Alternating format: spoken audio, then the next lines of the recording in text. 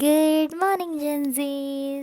जसं तुम्ही काल पाहिलं असेल, मी चालली आहे गावाला आणि काल होता सप्ताह. मी दर्शन वगैरे घेतलं आणि छान मस्त शेकोटी करून रात्री झोपी गेलो. आज आहे शेवटचा दिवस गावाला, म्हणजे आजच मी जाणार आहे पुण्याला. लास्ट टाइम शेरडांना भेटायला आलेली आणि त्याच्यानंतर मग मी एक करडं उचललं सुद्धा आणि हे तेच करडं जे मागच्या वेळेला जन्माला आलं होतं. आणि एवढ्या सगळ्या शेरडांमुळे मला ना हे करडं दिसलंच नाही, म्हणजे मला समजतच नव्हतं की कोणता नवीन वाले, कारण खूपच जास्त मोठं झालेलं 15 दिवसात. हे सगळं झाल्यानंतर नारायणला भेटली, तो झोपला होता पण त्या काही नाही एवढं, त्यांनी बघितलं मला. त्याच्यानंतर मग भेटली कोंबड्यांना आणि त्याच्यानंतर आमच्या बाजूच्या घरात गेलेले मी, तिथे मी बघितलं या गाई आणि म्हशी. तर मी घरी येतानाच ना मला हे दुधी भोपळा दिसला, खूप मोठा झालेला आणि एकच होता, म्हणून मला एकच काढता आला, बाकी सगळे नव्हते आले अजून, जेव्हा येतील तेव्हा काढेल. घरी आल्यानंतर माझी आजी मला भेटायला येणार नाही असं होणार नाही, तोपर्यंत वहिनींनी माझ्यासाठी शेंगदाण्याची चटणी बनवली. तसंही खूप रडायला लागलेली की मला गाडीत बसायचं, सो तिला गाडीत बस. आणि मग तिथून फिरून आल्यानंतर खूप साऱ्या जेवली, म्हणजे मी त्या साबुदाण्याची खिचडी खाल्ली आणि त्याच्यानंतर मग हा लास्ट टाइम सगळा व्ह्यू एन्जॉय करत करत मी आली पुण्याला. तुम्हाला माझा व्लॉग कसा वाटला मला कमेंटमध्ये नक्की सांगा. And thanks for watching. Bye.